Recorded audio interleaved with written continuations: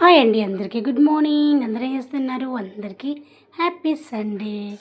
Sunday special ఏంటండి మీ ఇళ్ళల్లో? మా ఇంట్లో అయితే ఈరోజు చికెన్ అండి.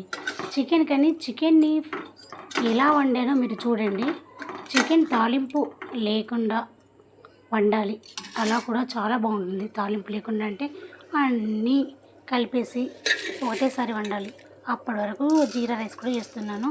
జీరా రైస్ కూడా జీలకర్ర, మిరపకాయలు, కరివేపాకు, ఓకేనా. పచ్చిమిర్చి అయితే డిజైన్ కొద్ది కోసుకున్నానండి. కొంచెం బాండీలో ఆయిల్ వేసుకున్నాను. జీలకర్ర అయితే అందులో వేసుకున్నాను. కానీ ఆ జీలకర్ర మాడద్దండి, మాడితే టేస్ట్ ఉండదు. మాడక ముందే కొంచెం చిట్టపట్లాడుతుండగానే రైస్ వాటర్ వేసేయాలి. నేనైతే అలాగే చేశాను, అందుకే చాలా టేస్ట్ వచ్చింది. కాబట్టి నేనైతే మీకు చెప్తున్నాను, మనకి ఏదైనా టేస్ట్ వచ్చినా అందరితో పంచుకోవాలి.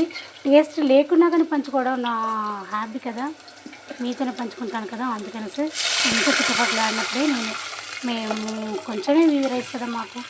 అందుకనేసి ఏం చేశాను, రైస్ కూడా అందులోనే వేసాను వాటర్తో పాటు.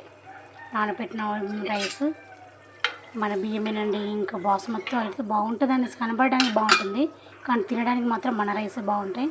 కొంచెం సాల్ట్ కూడా వేసేసాను, మనం తినేంత సాల్ట్ వేసేసాను. అయిపోయింది. సెకండ్లో చూసేసరికి అన్నం ఉడికిపోయింది.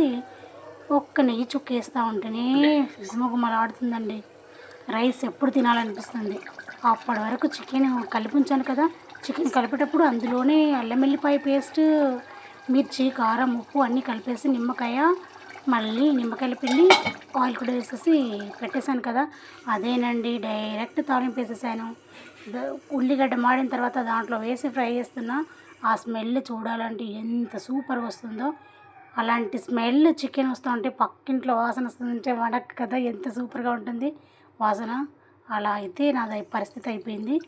చికెన్ కూడా గ్రేవీ చికెన్ ఏంటి మన పోపు లేకుండా చేశాను, చాలా బాగుంది. అన్నీ కలిపేసి ఇలా కూర వండుకుంటే చికెన్ అయినా మటన్ అయినా చాలా బాగుంటుందండి.